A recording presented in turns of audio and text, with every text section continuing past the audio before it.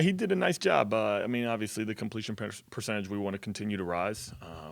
Clean up some things offensively just within the passing game. The two throws at the end of the first half, he can't do. The sack he took right there before the half. Situational football, just understanding that. I think the best thing that happened was those two plays because you work on replicating that throughout training camp, throughout spring ball, throughout periods that Coach Fleck creates through situational 2-minute drills and things along those lines. But nothing's more important than those game reps, you know. But he's got to clean those up. We had the one delay a game. It's just those type of things.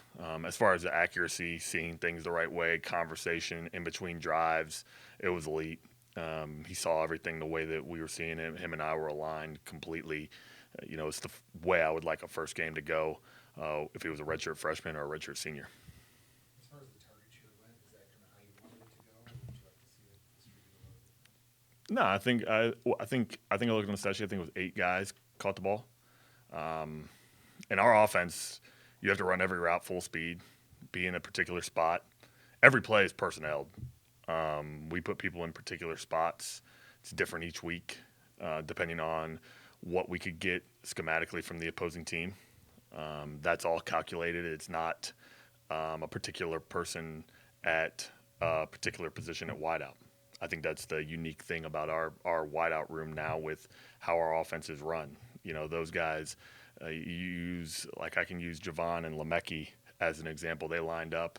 I know Lemecki lined up at every position in our offense and basically every alignment possible based off of what the job said to do. Javon lined up at 2 different positions. Jalen was moved around in different spots. Logan Loya lined up in different things. It was pretty cool to see how that all worked out, even with the tight ends. I think it was cool just to we're utilizing so many different people within that job-based offense that I really am enjoying to see how the guys do it. You know, Drew Bibber's job is a little bit different than Frank Bierman's, so on and so forth. But I think the target share was the way I expected it to go. You know, I want to continue to target the guys that are going to make plays. Did you expect Gears to get that many balls that early? Was that part of the game plan, or is that just based on? I mean, in the green zone there, the touchdown he caught, I mean, that's designed to go to him. Other than that, like the 2 plays, like the 2 back-to-back catches he had, the 2 OTBs over the ball routes that he caught, I think consecutively it was nice. One of them was a called play. It was a 5-man protection, drop back pass from under center, and Drake found him. They took away Jalen to the boundary. Boundary alley player ran underneath of him. Following that, the second play, we led with 1 play. Drake saw something, he killed it to that, and moved on and found Jameson again. So it was good that those 2 plays were nice. You were able to see Jameson make the play, and I think like Jameson's going to continue to be targeted and continue to make the play. I completely trust him to be able to make every single play that we ask him to do. But again, like I said to Andy, it was that's how it's going to be, where you have to run every route, be in the particular spot at that particular time, and understand the football can find you, whether you're first in the progression or the check down. The interception, did you just write that one off because it was so quirky? No, I as a coaching the Something you should have done. no the I mean Drake processes it so fast, and the coaching point on it is it's kind of funny because you know Max had actually told Drake this. It's a conversation that they had, and I had thought about it. It was pretty cool. Where and Drake had actually told me the conversation that they had. Similar mistake that Max has made in the past, where you go through and you process the play so fast and you get to the check down, but you just throw the check down assuming that the guy is there. Well, sometimes you'll make the mistake where you throw it and the check down's covered. You're just processing it so fast, and as a quarterback, you're getting through it. There's a clock in your head where you have to get rid of the football, but you have to be able to protect it at the same time. He turned to throw the check down to Jameson. Typically, on that particular concept, the running back is your check down. We formationed it and schemed it so Jameson was the check down. He got to it. Jameson got rerouted. It happens, and I think it was just so unique that the ball hit the bottom of Jameson's foot, bounced completely directly in the air, and it was, completed to the opposite team. Like it was an interception. So I love the fact that Drake processed it fast. He moved through it. Things happen, but then that opportunity right there opened up the door to show the effort that Darius Taylor has. So like it was one of those things where that was a huge moment within that game that Darius basically changed it by having a great sweep the ankle tackle. Craig, it's kind of a fine line though, right? Because sometimes you have to throw to the spot. Right. Like Lemecky's first catch. Right. Drake just threw it where Lemecky was going to be. So Right. always kind of a fine line. It is. I think, and it's when you have these quarterbacks that they're high end processors and they can move through things quickly. Like those kind of things are going to happen. It was just a unique play that hopefully doesn't happen again. You call it a reroute. Is that a legal play? Yeah, ball wasn't in the air, so. He can get wiped out. Yeah, like we have to always, when we're releasing defenders at wide out or tight end, we always have to be ready for that type of thing. You know, that's what linebackers are doing. That's what Mariano's going to tell our guys. Like as drag crossers are coming, things vertical releases, like they want to put hands on, and that type of thing. But it's a great play to learn from. Obviously, we're really happy it didn't cost us. What's the best example of the influence the Vikings have had on your offense? A ton. I think that was one of my summer deals. Like I said in the off season, I studied the Bucks and the Lions a ton, and then this summer, I broke down every run action pass and every play action pass that the Vikings do. A ton of it is, a lot of it comes from the same system of Sean McVay. You know, obviously with Coach O'Connell working with him. You know, it was one of those things where I study a ton of it, and I use a lot of those things, whether it's under center stuff, our two-back game, drop back, the play action versus run action. Like Coach O'Connell does an awesome job with all that and manipulating it and make things look the same. And so I study it a ton, and that was one of my summer projects that as we went through the summer when we had our player practices there and individual periods on the field, we incorporated a lot of that stuff and made our stuff from the spring better, I guess, is what I'm trying to say. But he is a big influence on what we do offensively. A lot of those guys are. Do you then take that and get feedback from him on it? No, not typically. You know, because in the off season, when we go over there and spend time, you know, we usually get a handful of things. You know, I remember last year we got a huge green zone concept that was really good for us last season, and so it was nice to be able to go and get that. But I broke all that stuff down before we went over at the end of June because I did have questions that, you know, I would ask him or Coach McCown or anything like that. But it was cool to be able to have that. You put up the same amount of total yards Thursday night as you did when you scored 40-plus points against Maryland last year. Right. The results in the scoreboard weren't there. Mm-hmm. What were the struggles in the red zone come Thursday? I think it was. The one thing I want to do, and I said this to Drake earlier. I want the whole objective is to score before we get into the green zone. You know, that's what I want to do at quarterback, and that's what I want to do offensively. You know, that's the best offense. It's the most explosive offense. When you get tighter to the end zone, you have to be able to run the football effectively. I have to do a better job of, you know, making better decisions in the green zone as far as, all right, when are we going to run the football? When are we going to throw it? You know, I wish that if I had one call back, I wish I would have ran the ball in 2nd and 7 after AJ ran outside zone to the left. You know, we're in a position where, okay, if I run it in that position, it's maybe it's 3rd and 3, maybe it's 3rd and 2. Then we can run the ball again, get ourselves in a position where it's 1st and 10. Maybe I can then throw it at that point. It's just situationally, you know, being able to understand, okay, where are we at on the field? What do we need to do? And then honestly, it's going to just come down to execution. The field gets shorter, you know, it's wider than it is with longer. So I think it's one of those things where the details of our routes, the details in our run schemes, those type of things are going to become critical. I want to be very, very efficient in the green zone. We don't want field goals. We have to score points. That comes down to execution, taking care of the football. How early did you know Jalen was going to be a contributor at this point? As far as going into training camp, As far as in time of this development? I mean, I could go back all the way to the summer camp he was at when he was committed. I knew when that day I knew he was going to be a contributor at some point. Then you fast forward, he was a summer enrollee. He was on scout team as a true freshman. You see it on scout team, him making plays, those type of things. Those are the best type of players make those plays on scout team. Mo Ibrahim, Brevin Spanford, they were all on scout team at one point. I always reference to our offense, Aiden Goolsby was an elite scout team member in 2022. He had to cover Brevin every day. And now you see him making plays on defense. And I noticed it then. Then you fast forward again to spring practice number 1, and I knew then.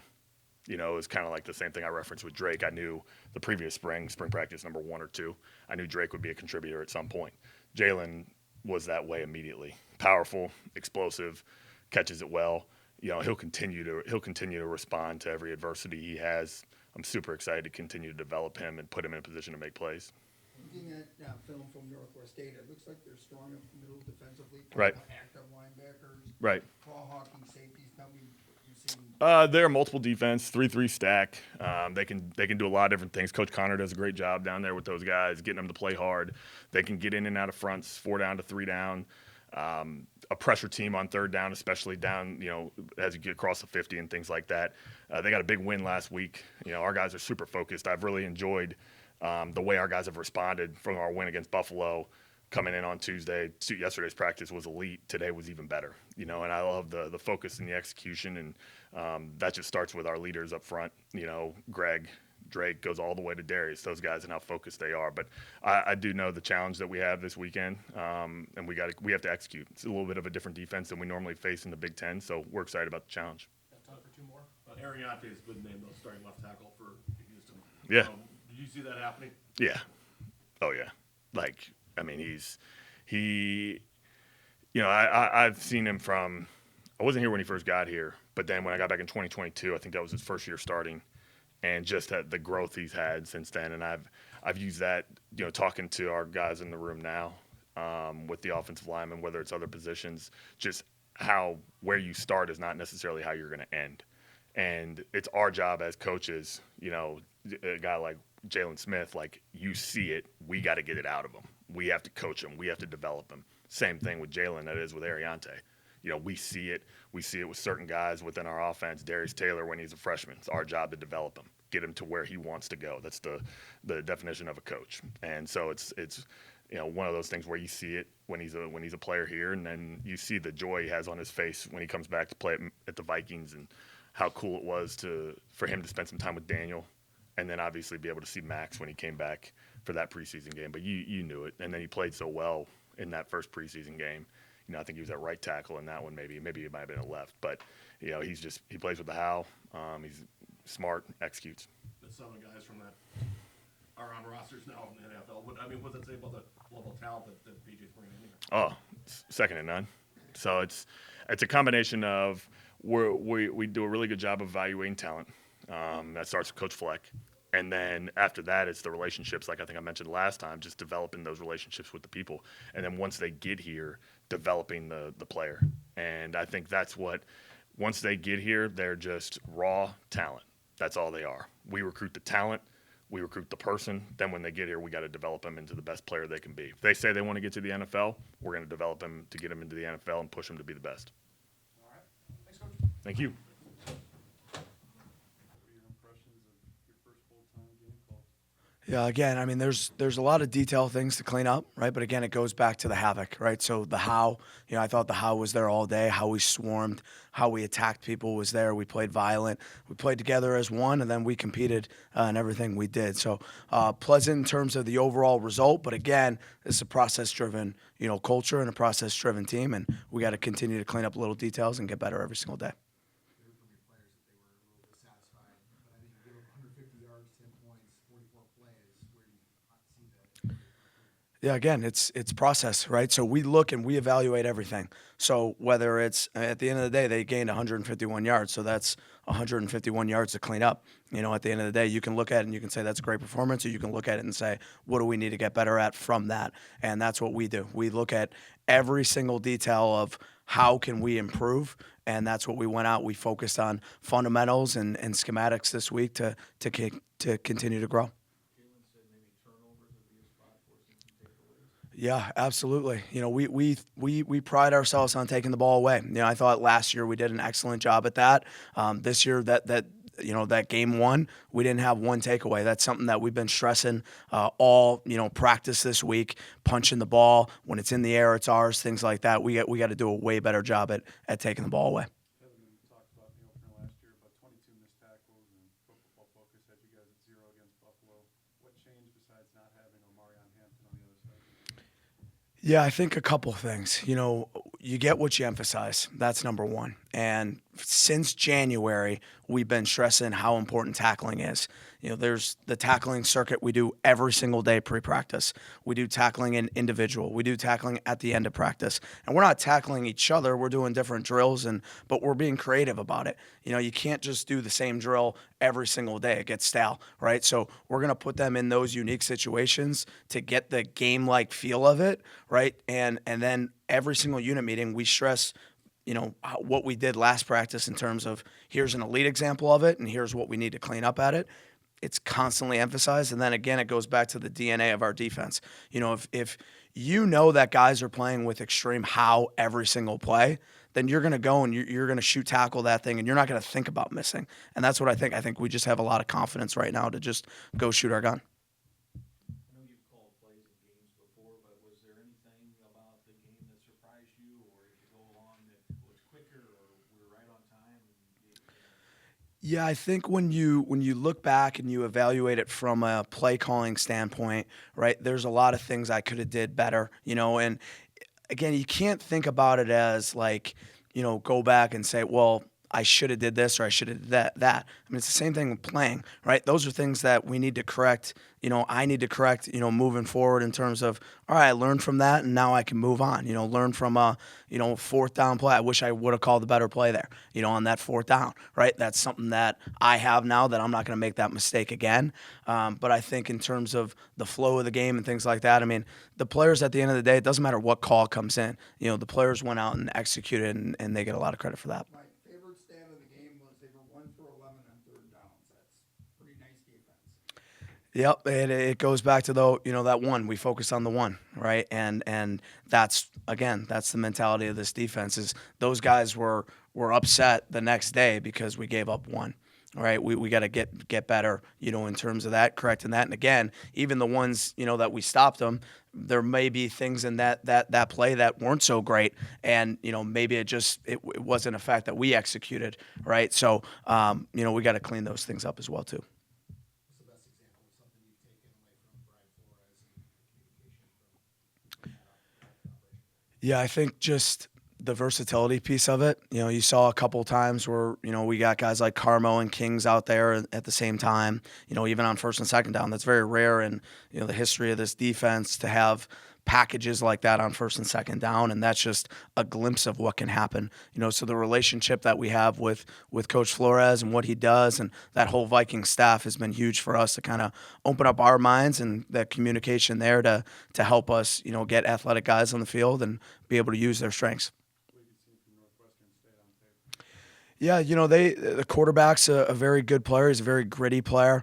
The thing about what they do offensively is they run the quarterback. And anytime you run the quarterback schematically, we have to adjust for that, whether it's single safety, you got to get the post involved, blitzing, how do you blitz that? Do you blitz, to the field, the boundary, to the back, away from the back, things like that you got to always account for him, split safety wise, the extra safety that we usually have. Sometimes he may be in the fit then, so there's challenges there in terms of what you need to do with the numbers, right? And then, you can two gap guys on the D line, you can do certain things, but you always have to account for the quarterback. And I think that's what they do a really good job at. I think they play really hard. They had a hard fought win.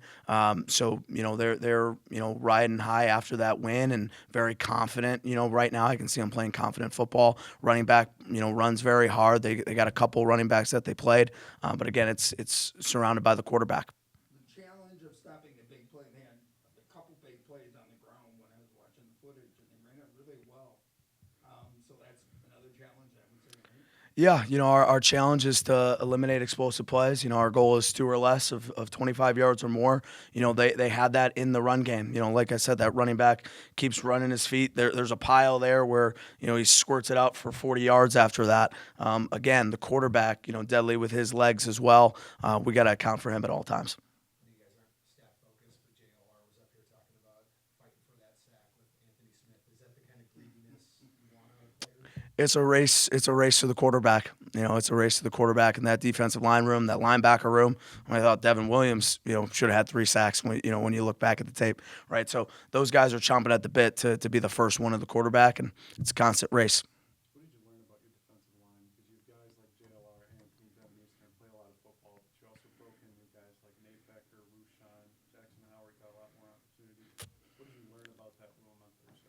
Yeah, that room plays very, very hard, and they play very hard together.